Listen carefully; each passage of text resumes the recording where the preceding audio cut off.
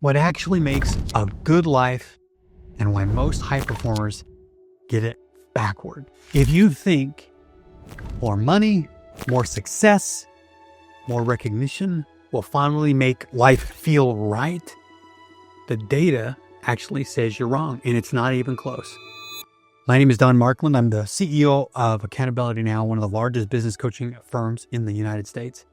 And I'm also the co-CEO of Numi.com, where we work with coaches all over the world and help drive engagements for coaching. And I know a thing or two about the coaching environment and human happiness.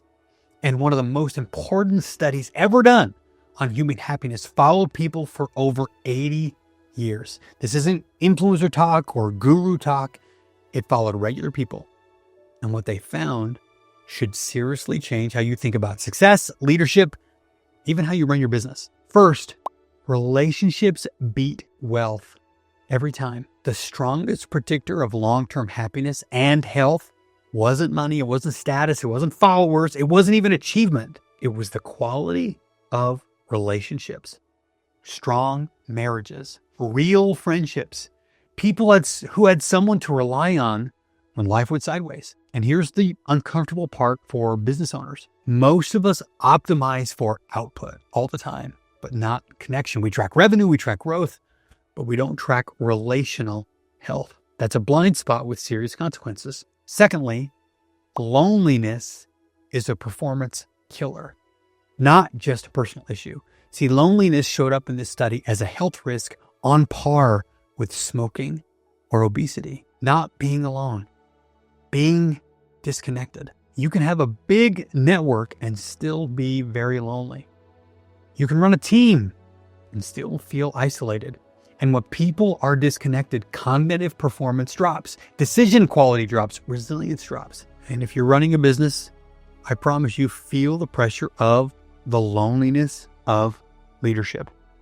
That's why we have to manage that. Number 3, good relationships are a skill, not some gifted personality trait. This part makes a big difference.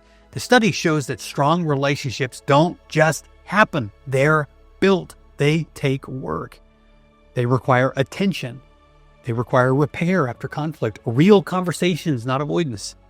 That means connection isn't soft, it's a practice. You should be training yourself and your team on, yes, strategy, execution, accountability. That's great.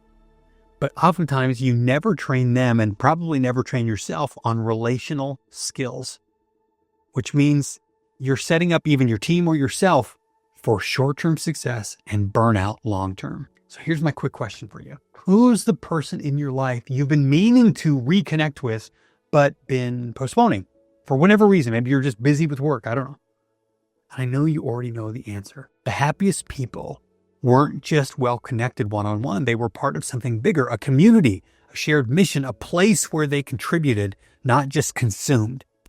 So here's your leadership lesson from that. You don't build strong culture with perks and slogans. You build them by creating spaces where people matter to each other. If people don't feel seen, needed, or valued beyond their output, they'll leave. Maybe not today, but eventually. The biggest lie high performers believe is this: I will focus on relationships later. Later doesn't come. The data is clear. A good life isn't built on achievement alone. It's built on connection, repair, and contribution.